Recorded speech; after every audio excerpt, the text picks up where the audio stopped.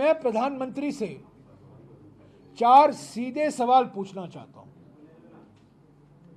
जो इस चुनाव में बहुत महत्व रखते हैं। पहला सवाल यह है, राहुल जी बार बार अलग अलग राज्यों में जा रहे हैं और इस किताब को दिखा रहे हैं। यह किताब भारत का संविधान है, ये दिखा रहे हैं। The constitution of India, Bharat का संविधान। और हमारी लड़ाई इस चुनाव में इसको सुरक्षित रखने के लिए है। 400 पार का असली माने यह है कि हमें अधिकार दो, प्रधानमंत्री कह रहे हैं और उनके सलाहकार कह रहे हैं, उनके उम्मीदवार कह रहे हैं, उनके सांसद कह रहे हैं कि हमें 400 पार कराओ ताकि हम नया संविधान बनाएं। बाबा साहब अंबेडकर के संविधान को हम हटाकर नया संविधान लाएं। मेरा सवाल प्रधानमंत्री से यह है कि जब ये संविधान अपनाया गया,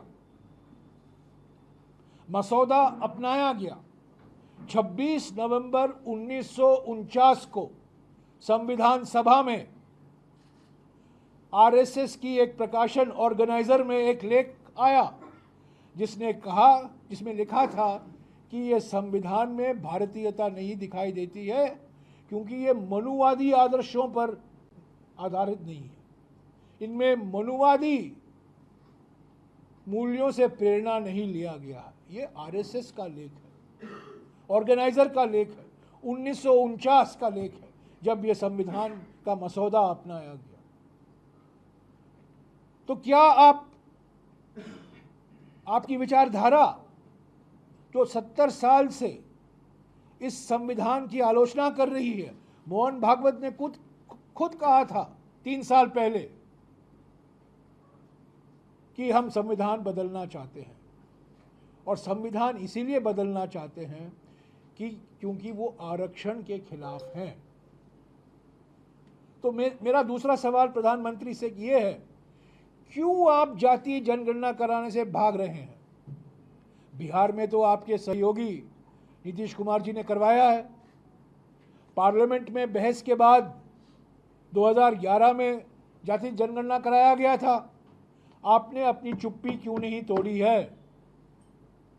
5 फरवरी 2024 को यहीं एचईसी के कैंपस में राहुल जी ने एक भाषण दिया था भारत जोड़ो न्याय यात्रा के समय, और उन्होंने कहा था कि हम जातीय जनगणना कराएंगे, सामाजिक आर्थिक जातीय जनगणना जरूर करवाएंगे। तो मेरा सवाल प्रधानमंत्री से दूसरा ये है,